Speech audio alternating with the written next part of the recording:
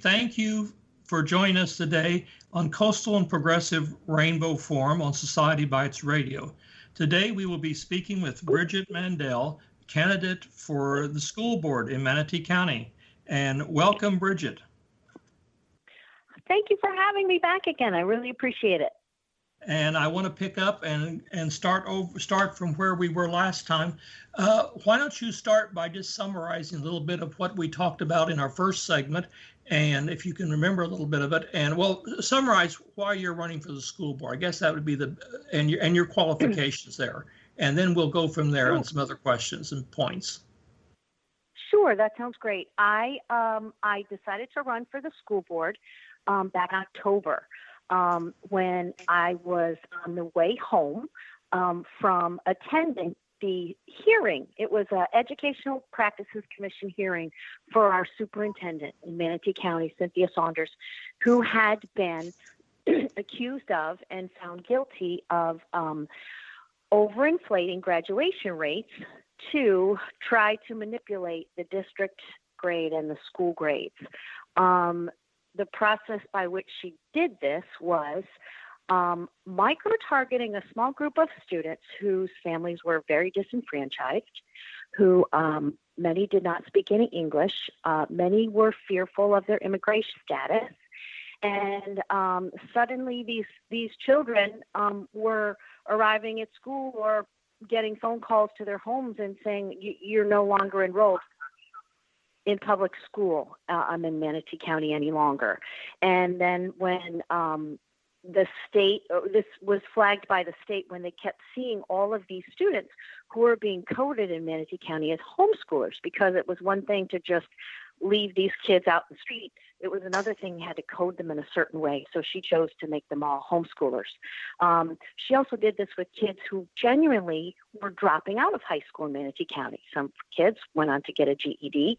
And if that were the case, those children were again not flagged as dropouts, they were flagged as being homeschooled. So when the state came in with investigators and did a full investigation, they couldn't find any paperwork that provided them with a parent signature that said this child was being homeschooled. And many parents were receiving angry phone calls from the state saying, where's your portfolio? Where's your work? You're homeschooling your child. And that was kind of the first they were hearing of this. And because she chose such a very vulnerable population, that was never really brought to the attention of anybody in the public sphere. It was just kind of kept quiet for a long, long time until it wasn't. The state got involved. So at that practices commission, we were able to see a group of us all got on a bus to watch this, and the practices commission denied her the settlement that was negotiated on her behalf, that the taxpayers had paid tens of thousands of dollars to be for, and it was to try to allow her to save her teaching certificate and then her position as superintendent of Manatee County Schools. The school board knew all about this scandal. They knew it had been going on, and yet they still gave her the job. She was a deputy superintendent. They promoted her to full superintendent, even though they had all this information. The settlement was denied, and so it went back to the attorneys, and it all has to be negotiated on the taxpayer dime again. So it's been a very frustrating experience because the Practices Commission said, why did your district hire her? Why did they promote her if they knew this information? Why we would like to see her license suspended. That's what we are requesting happen, unless you can come to us with some sort of better settlement. So it's been a little frustrating. But that was kind of the day. As I rode home on that bus, I thought, you know what? Justice is not being served here, and there are a lot of children who did not receive their right to a free and appropriate public education in Manatee County, and I really felt inclined to get involved and to do something more than just coming from the perspective of it just being a citizen, where citizens were not being heard. We were being ignored, even though we had gone to multiple board meetings to say, we don't feel right about this superintendent, we don't feel comfortable with her, we want to do a national search. And we were just denied. We just were not listened to. So that's kind of what got me on the bandwagon to run. And in the meantime, I was a teacher for a long time. I have a master's degree in education, and I was a Florida teacher for 2 years in Manatee, and then I taught in the city of Chicago, in Title I schools in the South and the West sides, and I was also a teacher in New York for a short while, where I did get my master's degree. So that's kind of been my experience.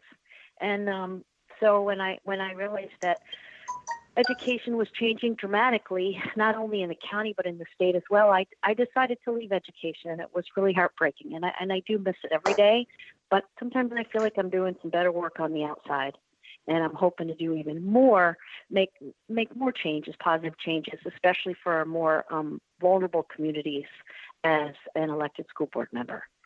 Excellent. Now, that's a good summary. Is telling us how you got involved here, and tell us where you. Now, if you could tell us a little bit where you think some changes need to be made, and what things that you would be looking forward to, maybe kind of like a priority list that you would like to see happen if you're elected to the school board here in Manatee County. And I think you've already hit on some items that you about the inequality that's happened in the past here. If you could give some ideas on how you might be able to correct this and what you would try to work towards in helping our vulnerable communities. Sure. First, I would start off with just in regard to the budget and finance. We spend a tremendous amount of our budget on administrative costs, and I didn't realize how egregious it was until I started really carefully going through school board agendas. I attend many school board meetings, and before I go, I always make sure to download the agenda. I look at what they're voting on, and her predecessor, Cynthia Saunders' predecessor, was very big on changing job descriptions and job titles, and kind of almost I don't want to say dumbing down the position, but taking out certain really important requirements that people needed at very high levels of the administration to be qualified for some of these jobs. Like, for example, the head of HR was not, did not have special HR certification or a background in HR. She had been a teacher. So I saw these odd promotions taking place, and it really affected hiring and payroll. And it had effects on the teachers because so many of these people at the top tier of these administrations were just not qualified for some of the positions they were in. So we watched over the last couple of years as they continuously changed these job descriptions. And in the meantime, when Saunders came on, she's actually created even more leadership positions. Her most recent was an assistant deputy superintendent of finance, business and finance. And so there was a job description that the board approved for this new position. The board approved all of it.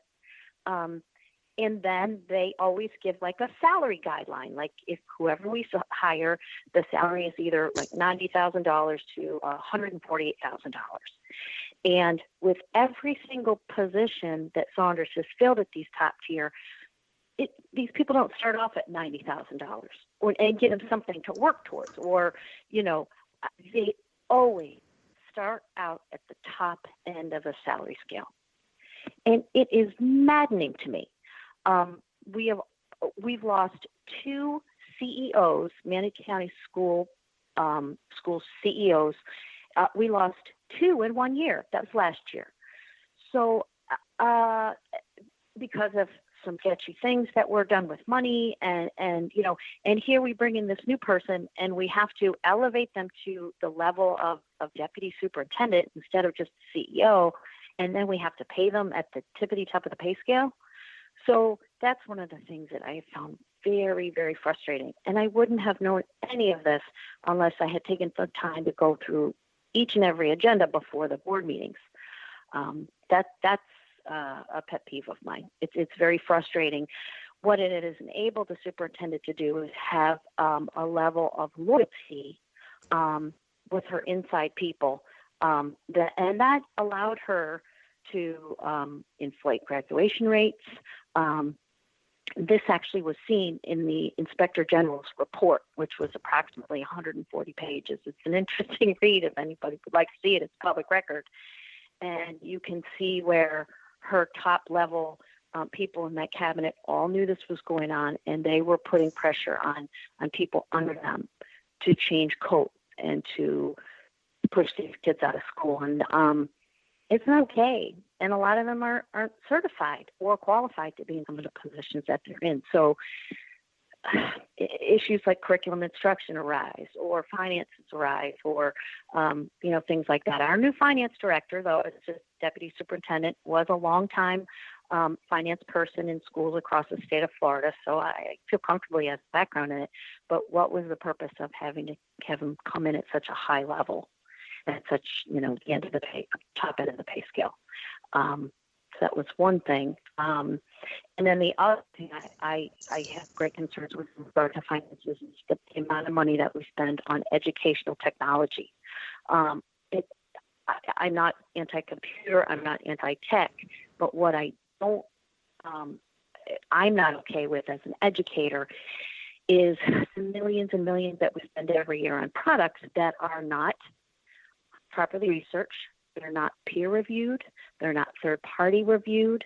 And we don't have the data to support to continually purchasing these products, because we're not even seeing that within our district itself, test scores are, going through the roof. I mean, if test scores were so great, our superintendent wouldn't have to cook the books to make us stay a B district, because that's pretty much what we are and what we've always been. And it's really kind of been by the skin of our teeth. So we have a group of students, our special education students, our ESE students, that spend a great deal of their time on a product called iReady.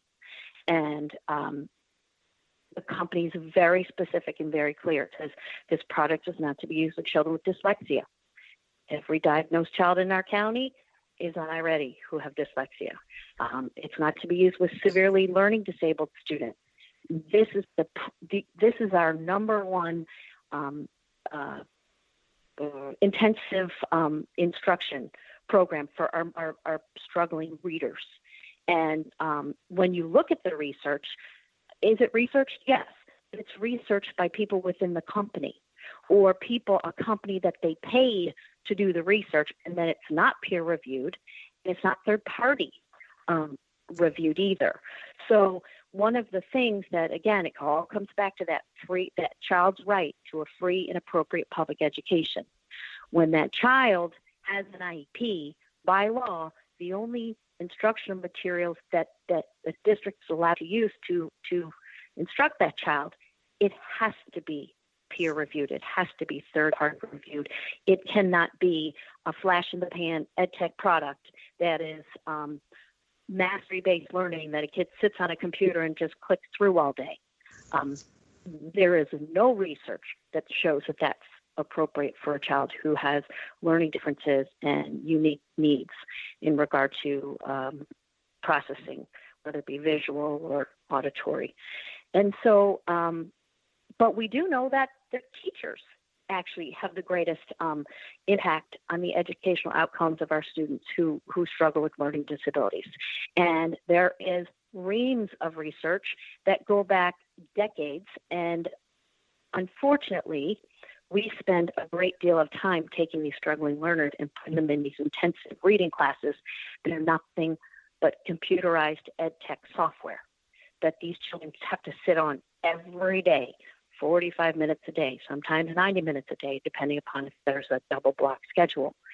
And it's not just not okay. So my hope would be, and every year,